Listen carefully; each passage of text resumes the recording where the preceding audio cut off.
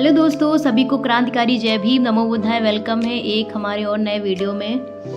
तो इसका main topic है सेवा काल में छुआछूत का कड़वा अनुभव।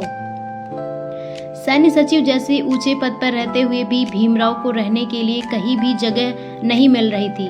वे बहुत ज़्यादा परेशान थे। वे आखिर एक पारसी सराय में गए, वहाँ किराए पर एक कमरा ले लिया। कुछ दिन तक तो वो वहाँ के लोग नहीं जान पाए कि भीमराव महार है।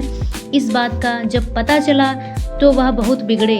सराय के पूरे लोग इकट्ठा हो गए। भीमराव को वे पीटने के लिए तैयार थे।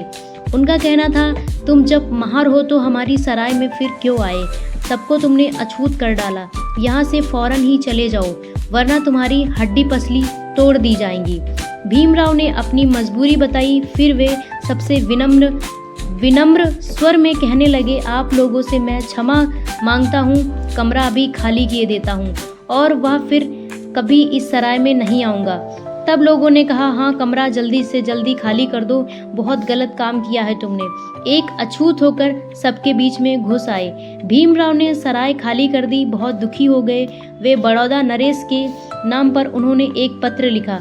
उसमें यह लिखा था, मैं प्रतिज्ञा पत्र के अनुसार 10 साल तक बड़ौदा की सेवा करना चाहता हूँ, मगर मेरे रहने का यहाँ कोई प्रबंध नहीं हो रहा है। जहाँ भी जाता हूँ दुत्कार कर लोग भगा देते हैं और कहने लगते हैं कि तुम अछूत हो, तुम महार हो। दफ्तर का यह हाल है कि चपरासी मुझे नहीं छूते, दूर से ही वे फाइल फेंक कर भाग जाते। पानी पिलाने के लिए उनसे कहो तो जवाब देते हैं कि कोई भी यहाँ पानी पिलाने वाला नहीं है, अपना पानी साथ लाया करो। मैं यहाँ इस तरह कैसे रहूँगा और रियासत की सेवा कैसे करूँगा? वह पत्र भीमराव अंबेडकर ने जाकर राजा साहब के हाथ में दे दिया। राजा साहब ने पत्र पढ़ा तो वे सन्नाटे में आ गए और भीमराव का मुंह देखने लगे। बड़ौदा नरेश ने कुछ देर तक सोचते रहने के बाद कहा, तुम रियासत के दीवान के यहाँ जाओ, भीमराव तुम्हारे रहने की व्यवस्था वे कर देंगे और चपरासियों को भी समझा देंगे। उन्हें मैं एक पत्र लिख देता हूँ, वह भी साथ ले जाओ। जो आज्ञा महाराज। भीमराव ने इतना कहकर पत्र ले लिया और रियासत के दीवान के पास चले गए। रियासत के दीवान ने भीमराव को पूरी कहानी सुनी। राजा साहब का पत्र भी उन्होंने पढ़ा। उसके बाद वह भीमराव से बोला, भीमराव तुम्हारी समस्या बहुत जटिल है, आप मेरी सहायता कीजिए। भीमराव बोले, सबको नाराज करके तुम्हारी सहायता नहीं कर सकता क्या? हाँ भीमराव, तुम ही सोचो कि तुम महार जाति के हो, पानी कौन पिलाएगा तुम्हें? मैं खुद पानी पी लूँ। रहने का इंतजाम तो लेकिन होना चाहिए। रहने के लिए एक महार का कोई भी जगह नहीं देगा तो मैं फिर क्या करूं?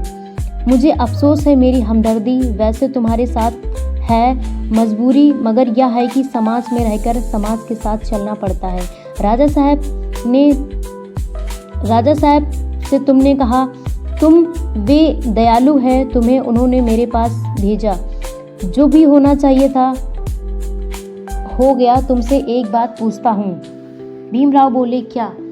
तुम अगर मेरी जगह होते इस मामले में क्या करते? इस बात पर डॉक्टर भीमराव अंबेडकर कुछ जवाब नहीं दे पाए। वे रियासत के दीवान का मुंह देखने लगे। तब फिर रियासत के दीवान ने आगे कहा, समाज अगर बीच में ना होता तो मैं तुम्हारी पूरी मदद करता। मैं मजबूर हूँ। राजा साहब को लिखे देता हूँ कि यह मामला छुआछूत का है, इसमें दखल देकर मैं अपना अपमान नहीं कराऊंगा। भीमराव अंबेडकर की समझ में बिल्कुल नहीं आया। वहीं उन्होंने रियासत के दीवान को त्यागपत्र दे दिया। अंबेडकर अब सोचने लगे कि मुझे मुंबई चलना चाहिए। परिवार के लोग वहाँ हैं, सबकी राय जैसी होगी वही मैं करूँगा। सोचने और करने में भीमराव को देर नहीं लगी। मुंबई के लिए वे रवाना हो गए। उन्हें संतोष था कि वे रियासत बड़ौदा की सेवा करने के लिए आए थे। उनकी यहाँ 10 साल तक रहने की योजना थी, मगर वहाँ का समाज और परिस्थितियाँ उनके अनुकूल नहीं थे। रियासत के दीवान को उन्होंने बता दिया। उसने भी अपनी मजबूरी बताई, इसीलिए त्यागपत्र दे दिया। इसके अलावा दूसरा कोई और रास्ता नहीं था। घर के लोग इस पक्ष में थे कि 10 साल तक भीमराव बड़ौदा में रहे। उनके दोस्तों की यही राय थी। प्रतिज्ञा पत्र पर उन्होंने हस्ताक्षर किए, इसीलिए कि वे रियासत की सेवा करना अपना कर्तव्य समझते थे। भीमराव मुंबई आ गए। रमाबाई को उन्होंने सब हाल बताया। घर में खलबली मच गई कि भीमराव की नौकरी छूट गई। वहाँ बहुत ज़्यादा छुआछूत थी, उन्होंने इसलिए इस्तीफ़ा दिया। तो आज का टॉपिक था सेवा काल में छुआछूत का कड़वा अनुभव। आगे मिलते हैं नेक्स्ट वीडियो में। सभी को क्रांतिकारी जय भीम, नमो बुद्धाय।